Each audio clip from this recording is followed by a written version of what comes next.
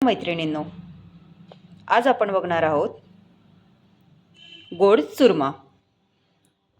इथे मी कणिक 2 पोळ्यांची कणिक मळून घेतलेली आहे, 3 बदाम 2 काजू घेतलेले आहे आणि साजूक तूप घेतलेले आहे। आपण प्रथम 2 चपात्या बनवून घेऊ। तर बघा मैत्रिणींनो, मी इथे 2 चपात्या बनवून घेतलेल्या आहेत। काजू बदाम, सेंद्रिय गुळाची पावडर, साजूक तूप। आता आपण पोळ्यांचे तुकडे करून मिक्सरमधून त्याचे बारीक भरडा करणार आहे। याप्रमाणे आपण पोळीचे तुकडे करून घेतलेले आहे। आता या पोळीच्या तुकड्यांचा मिक्सरमधून भरडा करून घेऊ।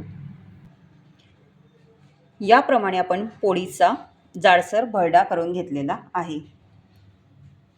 आता आपण यामध्ये बाकीचे साहित्य मिक्स करू। इथे आपण काजू बदामचे तुकडे करून घेतले आहे। आता या पोळीच्या भरड्यामध्ये आपण गूळ पावडर घालणार आहोत। इथे मी सेंद्रिय गुळाचा वापर केलेला आहे। साधारण 3 ते 4 चम्मच गूळ घातलेला आहे आणि काजू बदामचे काप।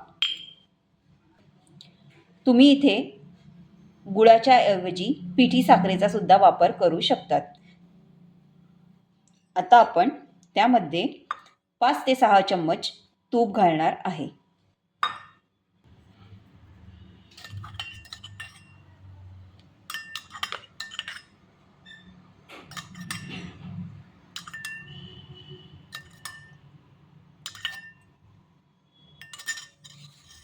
आता हे मिश्रण व्यवस्थित मिक्स करा।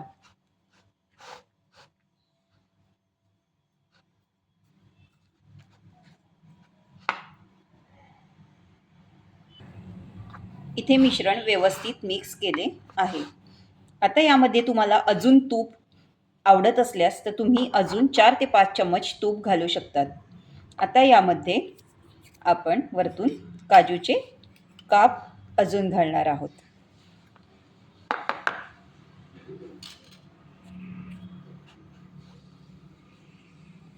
आपला पोळीचा गोड चुरमा तयार झालेला आहे। तर तुम्हाला मैत्रिणींनो, आजची रेसिपी कशी वाटली? बदाम आणि काजूचे काप घालू। आता आपला पोळीचा गोड चुरमा तयार झालेला आहे। तर मैत्रिणींनो, आजची रेसिपी तुम्हाला कशी वाटली कमेंट करून नक्की सांगा। तसेच तुम्हाला अजून नवनवीन रेसिपी जाणून घ्यायच्या असतील तर आमच्या स्वाद घरच्या या चॅनलला व्हिजिट करा। तसेच स्वाद घरच्या या वेबसाईटला व्हिजिट देऊन स्टेप बाय स्टेप नवनवीन रेसिपी आपणास उपलब्ध आहे। यासाठी वेबसाईटला अवश्य व्हिजिट करा आणि स्वाद घरच्या या फेसबुकच्या पेजला फॉलो करा। धन्यवाद मैत्रिणींनो।